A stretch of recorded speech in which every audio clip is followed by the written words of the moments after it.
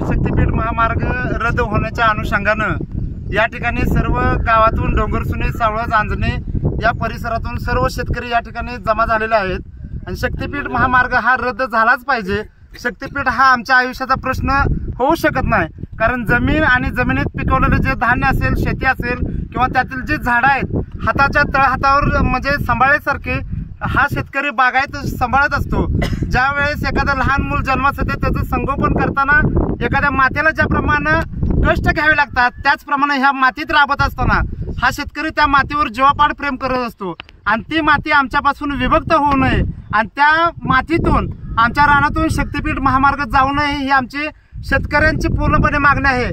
गेले बरेच दिवसापासून सावळ, जांजणी परिसरातून घाटनांद्रेपासून ते सावळ परिसरापर्यंत आम्ही हे सर्व शेतकरी प्रत्येक ठिकाणी आंदोलन करत आहे। शक्तीपीठ महामार्ग जाऊ नये ही आमची पूर्णपणे शासनाला विनंती आहे आणि शासनानं ह्या शेतकऱ्यांचा उद्रेक बघू नये, कारण तुमचे ज्यावेळेस शासन आणि शासनकर्ते तुमचे ज्यावेळेस अधिकारी लोक आमच्या जवळ येतात प्रेमानं आम्ही त्यांच्याबरोबर आतापर्यंत वागलेलो आहे। ज्यावेळेस दुपारच्या समयावेळेस आम्ही चिरमुरे फुटाण खाऊन ज्यावेळेस दिवस काढतो त्या चिरमुऱ्या फुटाण्यामधला एक एक वाटा सुद्धा आम्ही ते तुमच्या अधिकाऱ्यांना देऊन त्यांच्याबरोबर आम्ही प्रेमानं अगदी आनंदाने वागलेलो आहे।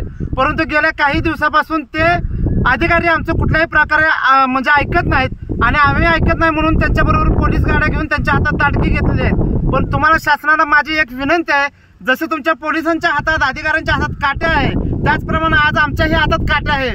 उद्या जर तुम्ही आमच्या जर समजा संयमाचा बांध जर तुम्ही तोडला तर तुमची डोकी ना आमची काठी हे समीकरण जुळेल एवढं फक्त मी शासनाला विनंती करून सांगतो। आणि या महाराष्ट्राचे मुख्यमंत्री आदरणीय देवेंद्र फडणवीस साहेब, आपणास ही नम्र विनंती आहे की हा शक्तीपीठ महामार्ग केवळ तुमच्या इच्छेसाठी किंवा तुमच्या अपेक्षेसाठी न करता हा शेतकऱ्यांच्या जीवाचा प्रश्न उद्भवलेला आहे, तरी कृपा करून हा शक्तीपीठ महामार्ग आमच्या भागातून जाऊ नये अशी मी तुम्हाला कळकळीची सर्व शेतकऱ्यांच्या वतीने मी विनंती करत आहे।